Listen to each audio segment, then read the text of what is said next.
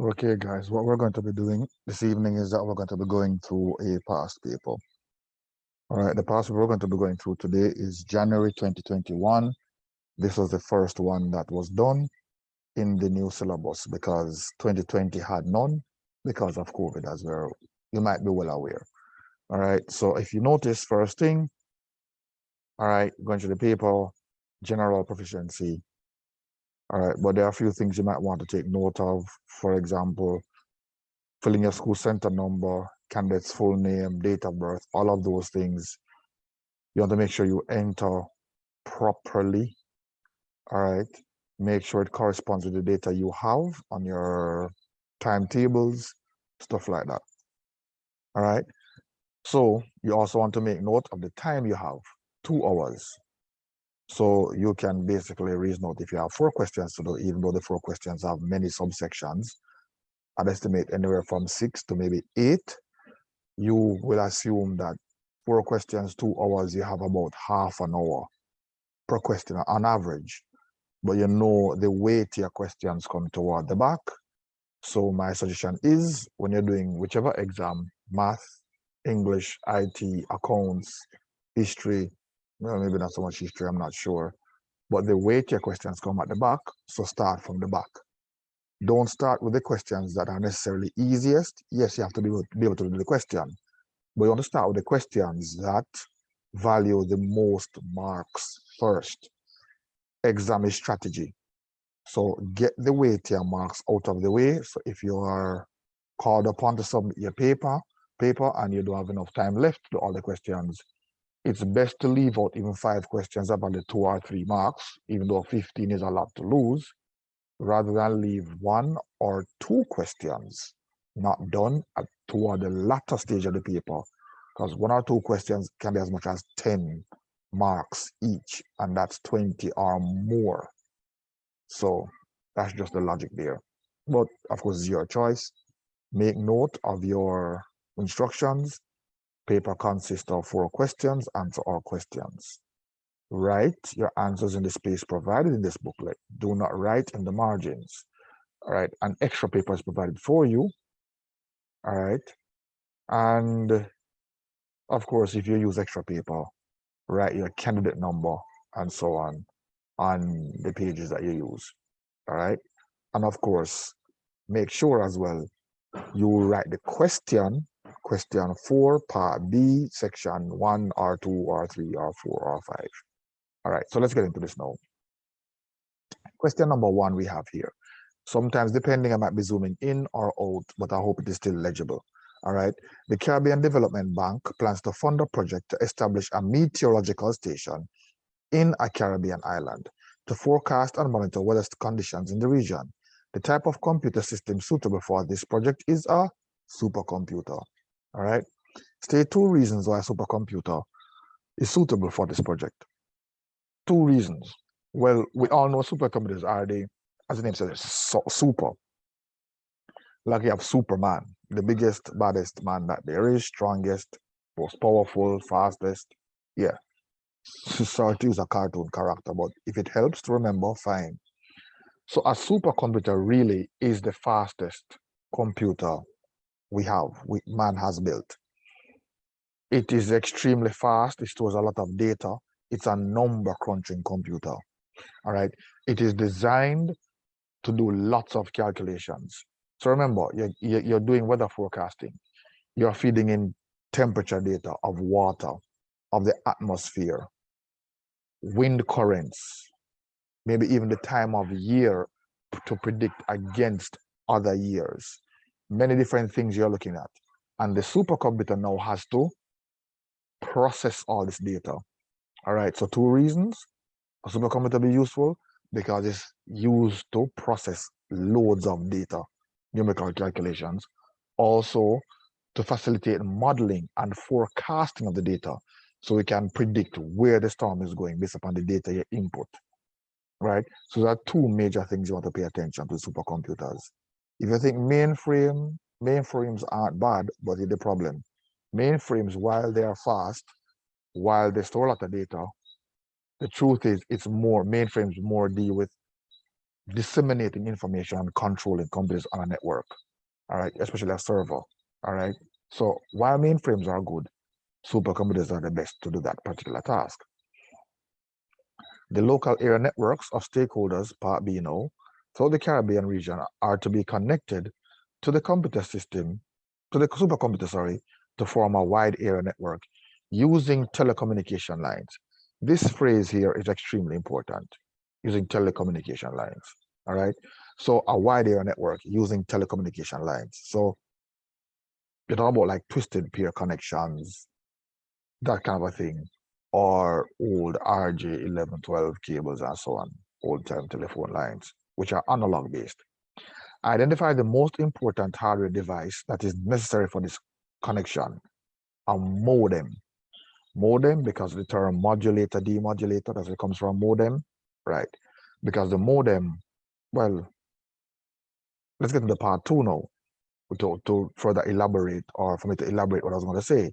State the role of the hardware device identified in B1. A modem is used because what? It allows you to send the data over telephone lines. All right, I'm pulling this up so we can see clearly something here that I want to show you. Not anything major, but here's what happened. This is how we spell modem. Modem. So this first here, mod, basically means modulator. This is where the computer, the modem, sorry, gets the data, the digital data from your computer, because modern day computers process data in a digital format, that's ones and zeros. So the modem gets the data in a digital format, converts that data to analog to send over the telephone lines, because the telephone lines cannot handle digital data, telephone lines. So that is why it's called mod for modulator. Then you have, oops, come back down here. So you have, then now you have them, which basically means, whoa, this annoying noise. All right. So you have demodulator.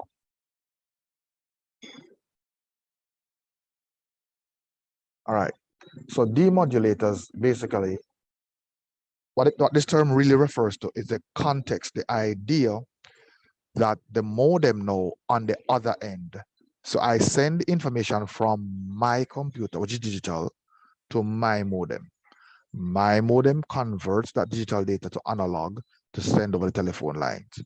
Your modem picks up that analog data, converts it back to digital to send to your computer.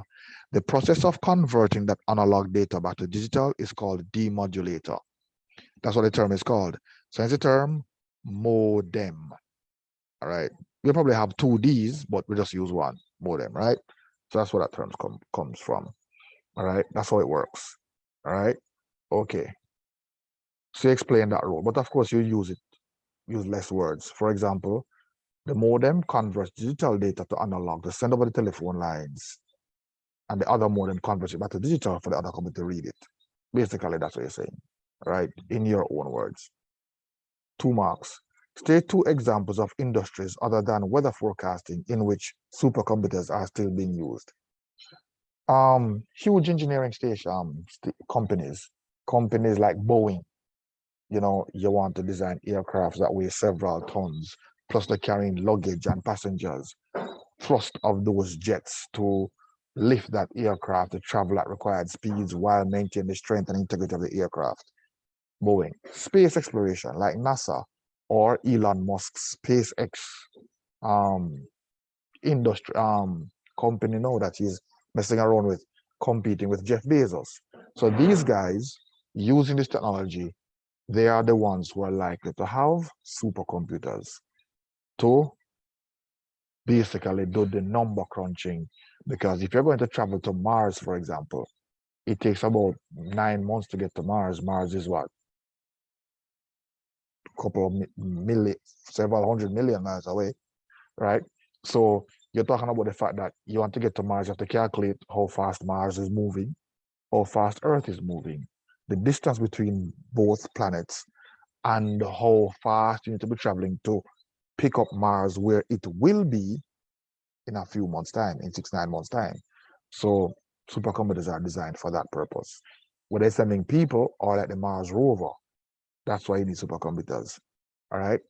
So SpaceX, building huge complex machines, done about science and geological exploration, oceanic explorations, all those different things. Yeah. All right. State 2 characteristics of a desktop or personal computers that make them popular among computer users. One, well, simple, easy to use, portable, cheaper. That's definitely a good thing. You can think of, well, we don't really use mainframe, so maybe they could easily play games and entertainment and so on, yes. So maybe they would have that in common as well. But mainly with personal computers, able to suit our personal needs. They're cheaper, they're mobile, you know, they are easier to use, you know, use a lot less power because no one has to pay the light bill of a mainframe or a supercomputer. All right. State 2 areas where a desktop or personal computers are widely used, anywhere, everywhere. Libraries, offices, schools, your home, internet cafes, anywhere, just generally out there on the road with your laptop in your lap, you know, anywhere at all, you basically choose. All right. The information, question F now. The information in worksheet 1 below shows the total sales for each of the months, January, February, March, for 5 salespersons in their particular districts. For example, Kathleen Albert, a salesperson from Port of Spain district, has sales of $1,925, $1,500, and $1,350 for the months of January, February, and March, respectively. Let me turn on my highlight here, my pointer, so it's easier to follow where I'm reading. All right. The data range A1 to E8 of worksheet 2 was summarized and reorganized from worksheet 1, the original worksheet, to allow for easier reading. All right. So this is worksheet 1 up here. This is worksheet 2 down here. Let's see what the questions say now. So we're going to be scrolling and maybe zooming in and zooming out. Identify the feature or function of the spreadsheet which was used to produce the summarized data in worksheet 2. So worksheet 2 here has data. And if you notice, even though some of the names show up more than once up in worksheet 1, it's listed only once here with a summary of the data, whether you want it to be totaled or max value or whatever. So the feature that would do this is called a pivot table. State the information that is provided when a value in the grand total row of worksheet 2 is double-clicked. Worksheet 2 is double-clicked. All right. What happens there in worksheet 2? Oops, we'll close that. What happens there in worksheet 2 is a rather simple process. Okay, what I did was I went and I prepared a spreadsheet to show you the pivot table. So when you come here and you have the total here and you double click it, all right, it then shows you the entire list of data that would have comprised that total. That is what would happen. So let me go again, show you, double click, and then that is what would happen. All right. So you see for yourself, it will show you all the data set that comprise that total. All right. Where were we again? Double click. If the values in worksheet 1 are updated, the values in worksheet 2 are not automatically updated. State 2 steps required in the correct order to manually update the values in worksheet 2. Okay, so let me go and show you now. So what if I go over here and I change some of this data? I change this 6 to, let's say, 50, and I go over here and change this to 100. But if you notice when I come back to the pivot table here, this data does not change. You can right click, select refresh, and the data now updates the correct answer. Right there. All right, that's what you can see. So you see for yourself exactly what it does.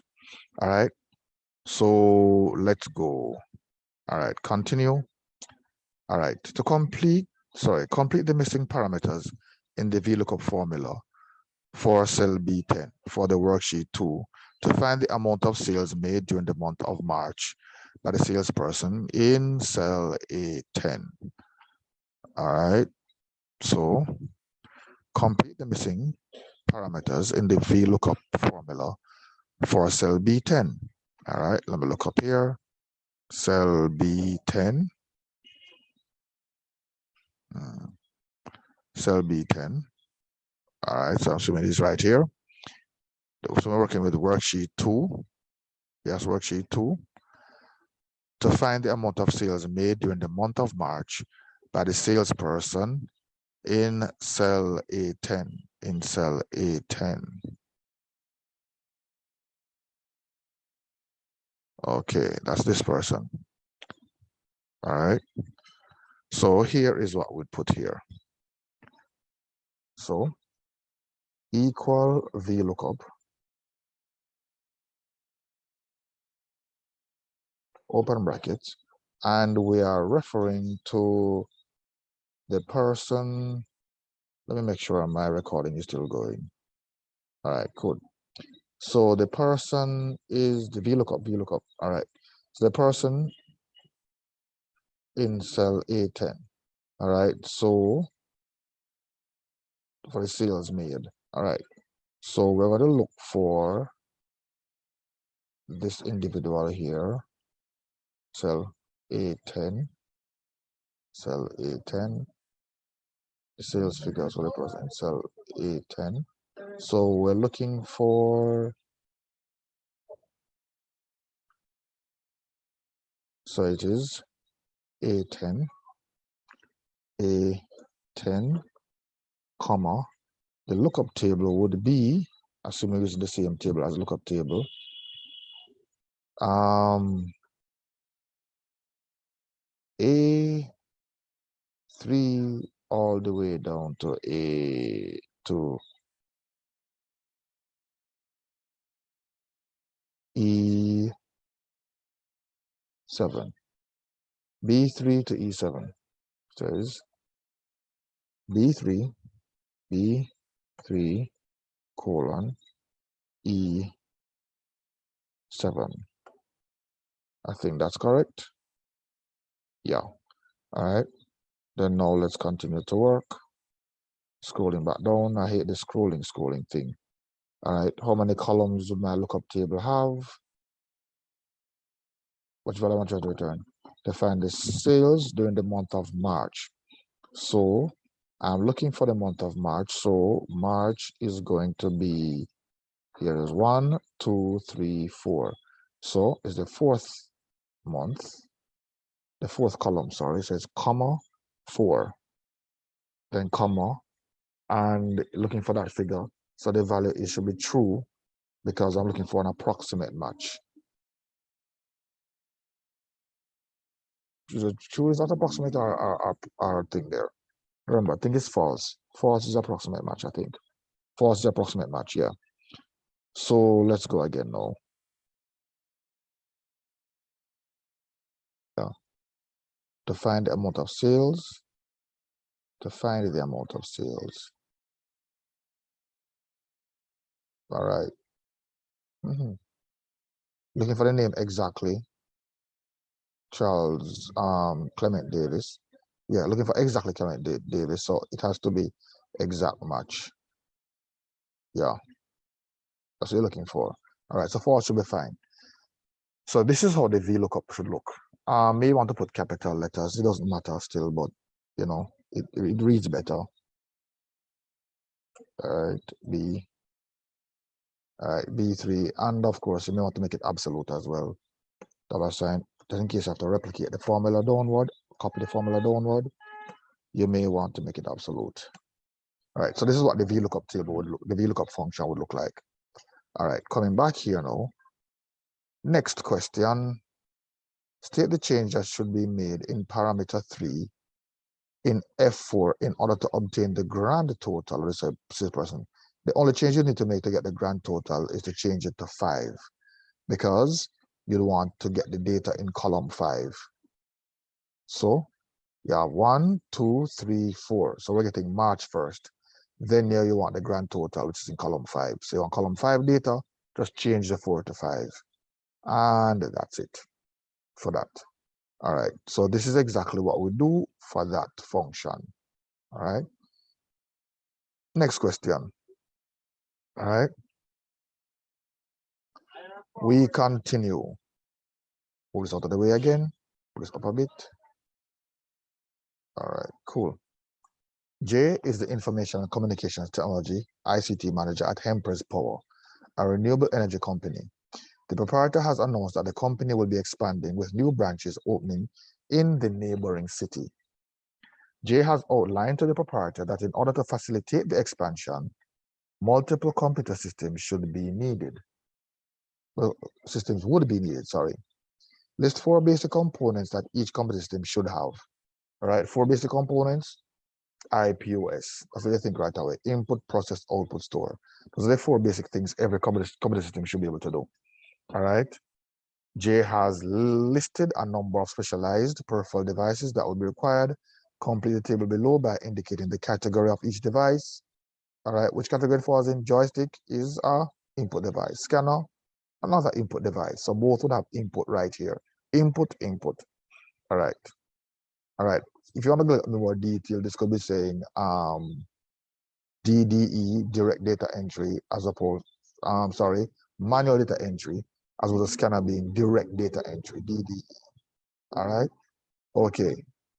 So J will need to set up a wired network to facilitate communication between the computer systems. That's where now at B at question number 2. So J will need to set up a wired network to facilitate communication between the computer systems. List 3 types of transmission media that could be used to facilitate the communication.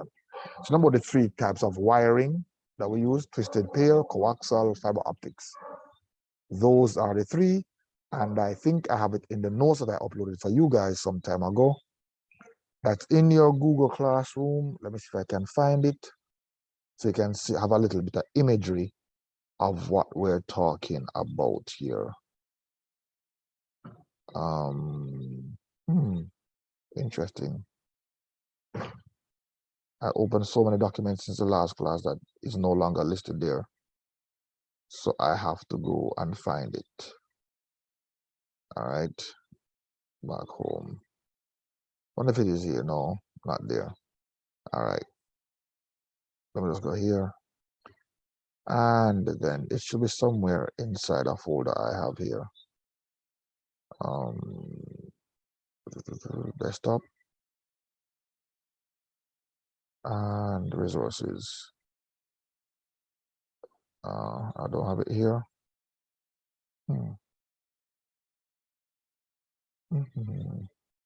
Where did I put those notes? I don't want to spend the whole time looking for it. Oh, here it is. Yes. So your notes, the summarized notes I gave you, so you can study from. Twisted pair. This is what twisted pair looks like. You see these when you get your internet service and so on. They come in blue and yellow and gray. Never seen them in black, but usually blue and yellow, gray.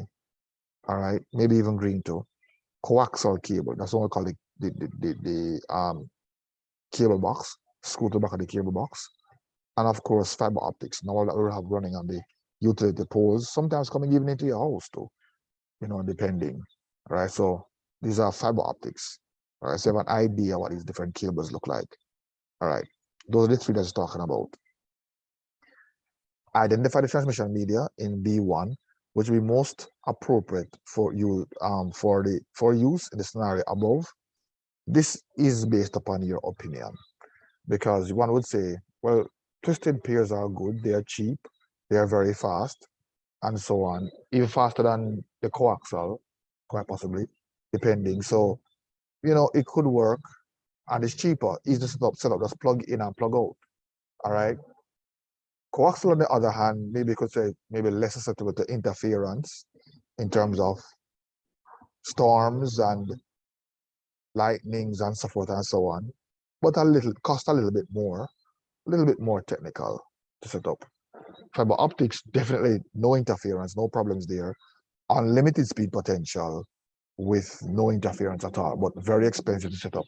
So it all depends on your opinion. All right. So I'll simply say twisted pair. Simple. Keep your network simple, not very complex. All right, set up. All right, more spreadsheets.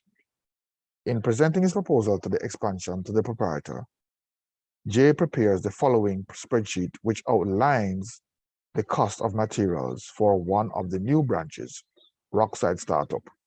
All right, write the formula which is required to calculate the total cost in each of the following. They say write the formula. So there's no sum max min issue here now. Right, formula. None of those things. No VLOOKUP, no if, none of those. Formula. And the examiner makes it clear that when she wants formulas, not functions. All right. So cell D4, cell D4. In cell D4 is total cost. So that will be equal to B4 times C4. So let me go here. This is exactly what we would write. Let me get rid of this. Clear all of that. Equal to B4 times C4. That's all we would need to write, because we're saying 5,000 multiplied by 12. So let's take the location. We don't put the actual numbers, 5,000 by times 12. Put the cell addresses. All right, that's that. All right. In cell D14. All right, D14. So we're going to add all these up, total cost. So we're going to write a long formula now from 4 to 12. All right, total cost. So it's going to be equal to D4 plus D5 plus D6 plus D7 plus D8 plus D9 plus D10. Where do I stop again? D12. All right. Plus D12, D11 plus D12. That would be the function you would write, the formula that you would write. Lengthy, but you want your marks, that's what you have to do. No equals sum D4 to D12. Write the long thing up because it's a formula you're writing. That's what you're asked to write. All right. To improve the presentation of the document, J formatted cell A1 across all columns as shown in the spreadsheet on page 9. Identify the formatting feature used. So by the description alone, merge and center. All right. Simple, easy. All right. List the steps taken by J in order to apply the formatting feature identified above. We can just do it here. Save ourselves some trouble. Let me insert a row here. Insert. And let's just use here as an example. Let's say we have grade. Let's just put the name of a school. Jamaica High School. Yeah.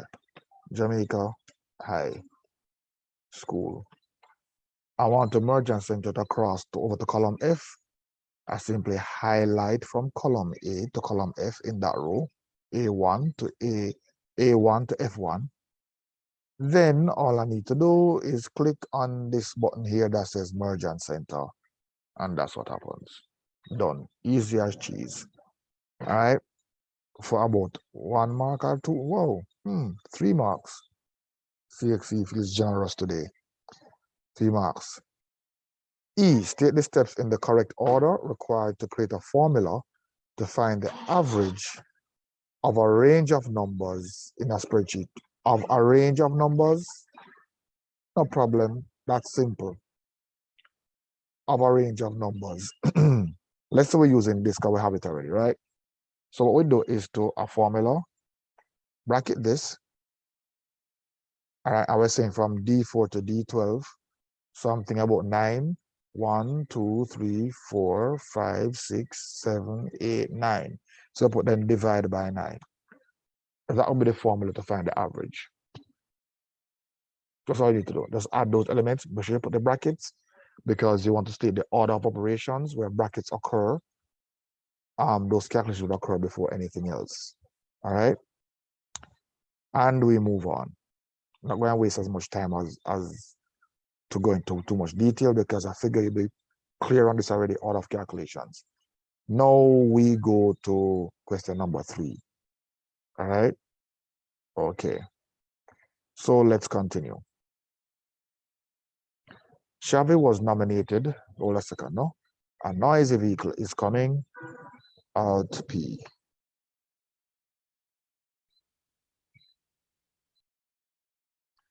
All right, good. Let's continue. Shabby was nominated to serve as team lead for planning an ICT symposium hosted by Empress Power. List 3 groups of ICT-related personnel that Shabby will need to invite to the symposium. 3. A technician, regular to fix, to assemble the parts and so on, because they did say they're buying different parts. All right. A network engineer, they're doing a network. All right. To actually run the cabling, set up the server and so forth and so on, and be a network administrator. These are the policies that govern who has access, to what files or what areas of the network, what levels and so on, password to determine manager level access opposed to regular clerical staff or so on. So those are persons you may want to invite, just right off the top of your head. Technician, network administrator, network engineer. Who else? You might want to invite other persons too, such as data entry personnel, since you're entering data, database managers and so on, because you're a company, you might want to handle your data properly and effectively, similar to a database administrator. So those are different persons you might want to invite. All right. State 2 ways in which the extensive use of ICT has positively impacted the field of business. You're talking about companies in society here through trading, trading online, buying and selling stocks, e-commerce. Well, not really everybody, but a lot of people like to go shopping online, Amazon, eBay, various places like that. Even communicating, persons don't use fax machines anymore, or as much. People use email, there are many different ways. All right, positively impacted. There are new industries being created, new jobs, even though persons are losing jobs, yes. Companies are now open 24/7 because they're online. You can transact business from anywhere in the world. I mean, you never heard the term about a global economy until you have the internet. So that's basically what we're talking about. Communication, travel, shipping from anywhere in the world, buying stuff from anywhere in the world. So those are ways. So it's no longer just your local area or country or geographic space. That's your market. The world is your market. You can buy from anyone, anywhere, sell, advertise, communicate with, demonstrations. Your workforce also, depending on what your company provides, you can have your company running in Jamaica, but your workforce is Barbados, Trinidad, Tobago, Bahamas, Africa, Asia, anywhere, India, who knows? All right. Those are options that are available, not to mention global banking. All right. Okay. All right. Xavi was asked to prepare a memorandum to the director outlining general plans for the symposium. All right. The following is an extract from the symposium prepared using the Word format. Taking a look at this and so on, see what's going on here. Just peruse it a bit. All right, cool. Let's get into some questions now. State one reason for using bullets and numberings in a Word document. One reason for using bullets, listing.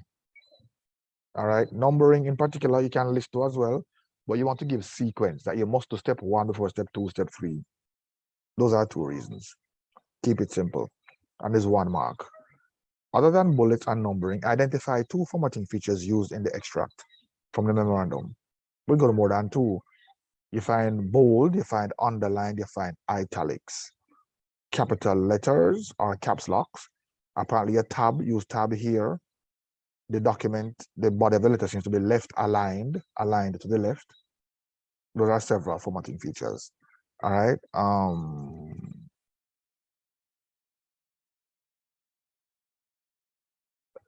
Okay. Describe how the positions of paragraphs 1 and 2 from the extract can be interchanged using the drag and drop feature. Can be interchanged. Let me copy something from here and show you. All right. All right. Control C. Sorry about it a while ago. All right. And put this here. Control A, Control V. All right. You can use drag and drop feature. Highlight the area you want to move or drag. Then you can simply drag it wherever you want it to go. The bottom here, pull it there. Or you want it to be above satellite, pull it there as well. Want to move it somewhere else to be its advantages, wherever you want to. All right, just drag and drop. That's how it works. So highlight, block the area, select the text area, point on it, and then simply drag to the location you want to move it to. All right. Describe the steps used in conducting a spell check in a Word document. There are several ways you can do this. You can actually, let's create some errors. Go too far. So you have to go out. All right. Create some errors. There are several ways you can do this. One way you can do it right away, right click, point on the word, right click and select the option. All right. You can actually click on, I put my spell check button there, click on it, and it can come up and you select from the menu options which ones you want. It highlights it. I want this one, microwave. That's basically spell check. These don't tend not to give students too many challenges. Microsoft Word to be simple to use. All right. The pseudocode, we're going to pseudocode now. So remember, when you're doing CXC IT exam, what you find is that the examiner from question 3 onward will start to give you questions about programming, algorithm, flowchart, trace tables, and so on. All right, so that's what tends to happen. So let's get started now. The pseudocode below will calculate and output the number of participants and average age of all participants attending the ICT symposium. The algorithm will terminate and display the output when an age of 999 is entered. Complete the following pseudocode by filling in the blank space labeled 1 to 10 with the most appropriate variables and or reserved words. All right. Reserved words, of course, you know, when you're doing programming, words that actually mean something to the compiler, so you can't use those words. They are designated for a specific task reserved. Let me make this larger so we can work with it a bit easier. Yeah, font size 28 should be good. Let's get started. All right, so 1. The fact that we see this in quotation marks, enter participant's age, and saying that telling someone to enter participant's age, prompting them, the best word to put there is print. You can put show to print, show, write line, any one of those words would work. All right. Read age, while age is not equal to, remember, the thing to end the program is 999. So while age is not equal to, that's what I mean, 999. So 2 is 999. Then we go to 3. All right. 1 could say right here, then or do. Let me see how they end. All right. Could say begin or so on. So you could say do the following, right? Set count to count plus 1. You're counting. So you're increasing your loop. You're doing a loop. So actually you're incrementing by 1. All right. So it's count plus 1. That's the normal routine. So count equal count plus 1. So you put the number 1 there. All right. All right. And next one, set blank to total divided by count. You need average here because average is now where you're totaling up the age, you're accumulating here, total equal to total plus age. Count is where you're telling the amount of passes that you have made, the amount of times you have traversed through the loop.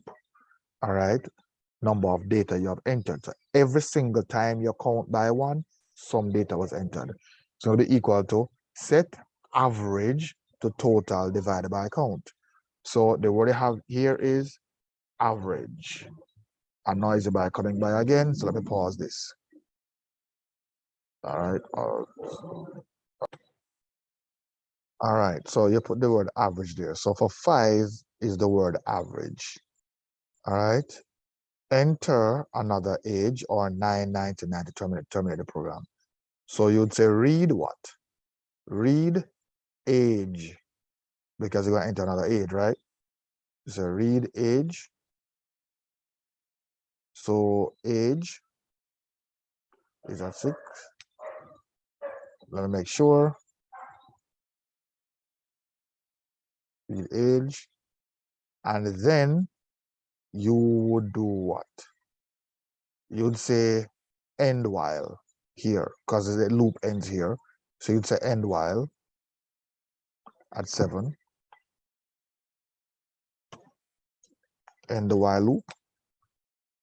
And as we continue, the number of participants are count. The average age of the participants are average. So 8 is count because count was the variable you're using to count the amount of persons, adding 1 each time. So then you go to the loop, you added another person. So it's count, then average. So we enter count, then average. And I think the last word we're going to have is what? Stop. Right? So the program stops there. And all of that for, or stop, sorry. All of that for about 10 marks, I believe. And that is your listing.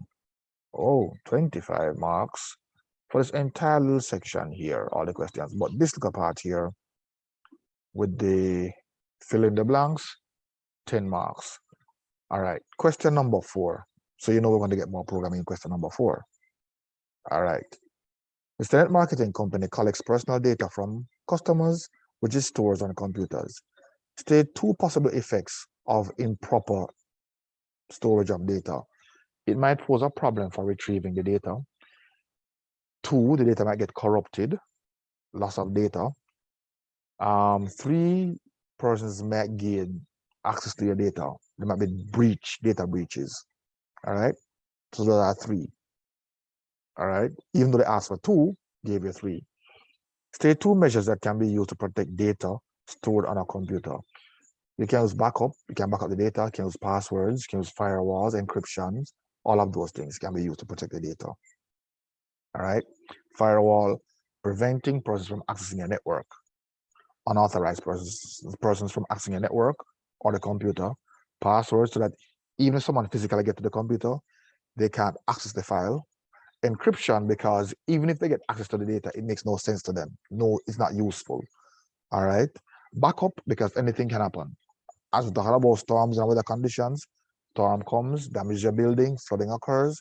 If you back up your data, you'll have copies of it somewhere else that you can restore, so that your company has its data, which sometimes value more than the very systems themselves. Outline the function of the loop construct in computer programming. Loop construct is what you call iteration. It repeats a certain block of code or the whole program, so you don't have to spend time writing the code over and over. Let's say you calculate average. Let's say in this case, that we did up here, you never have a loop, and you have 10 students you want to work this through with. You have to write all of the set of code 10 times. Yeah? Imagine if it's 100 students, or if you're a teacher who teaches 10 classes or 15 classes, and each class have 30, 40 students.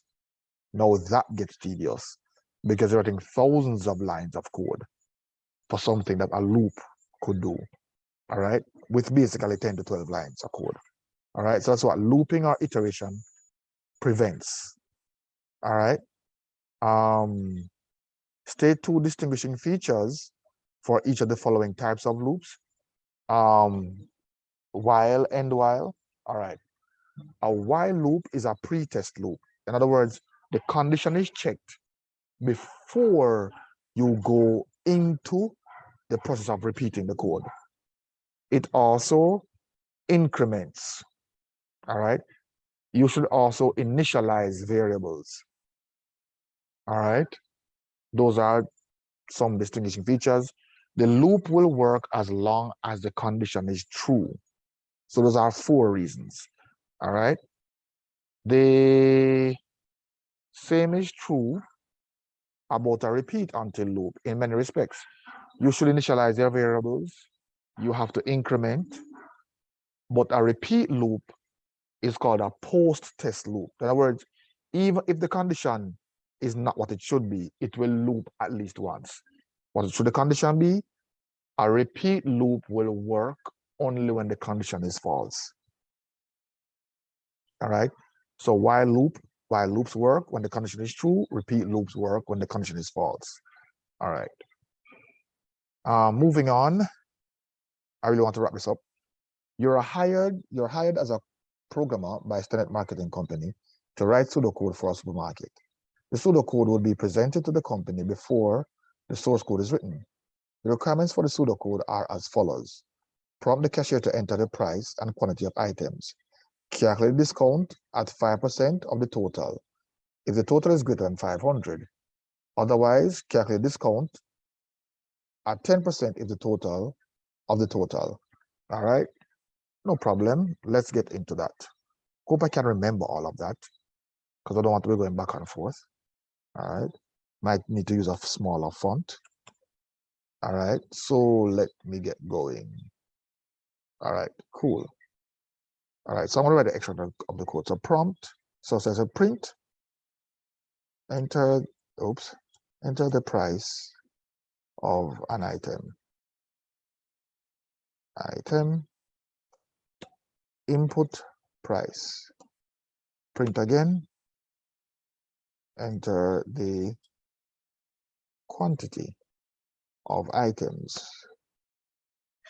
Did I say input quantity as well? Yeah, good. Quantity of items. I say input QTY for quantity. All right, total equal to price times quantity. Oops, that's divide times quantity. So you're buying 5 pencils at $10 each. To get the total, you multiply the 5, the price, times the amount, the $10 per pencil times 5, the amount, and you put that into the variable called total. Now, if total is greater than or equal to 500, then discount equal to total times 10%, right? I'm gonna put 0.1. Let me work with. Let me put 10%. 10%. I think that's it. The 10%. At 5%. Sorry. Says 5%. If it's greater than 500, says 5%. All right. Else discount equal to total times 10%. And if, hold on to my fingers, and if, and stop the program. All right, I did not declare my variables. I'm assuming that you guys can declare variables, right? Well, or maybe I should. Set price and total to real. Set quantity to integer. And let me spend the time on this properly. So let me initialize variables as well. I don't want anybody killing me. So you're taking shortcuts. Total equals 0. Yeah. So that is what I would write as my program. All right. I hope that is clear to everybody. Right. Yeah, man.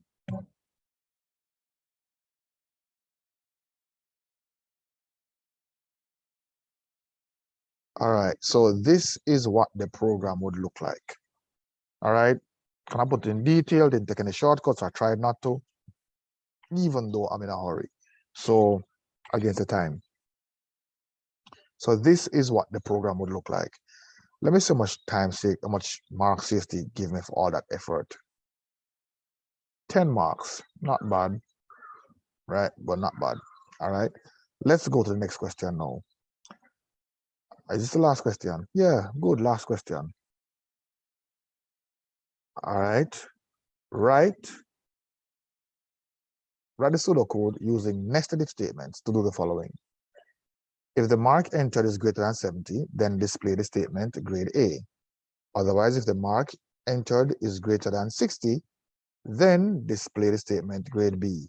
For all other marks entered, display the statement grade not available. So this never said I should prompt the user or anything. So should I even bother? No, I want to write exactly what they gave to me to do. So we assume grade. If grade greater than or equal to 70, oops, 70, then print A. Else if grade greater than or equal to 60, then print B.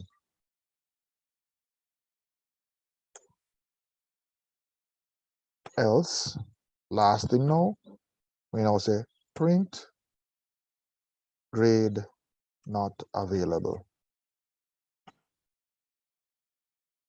So that is what it would look like.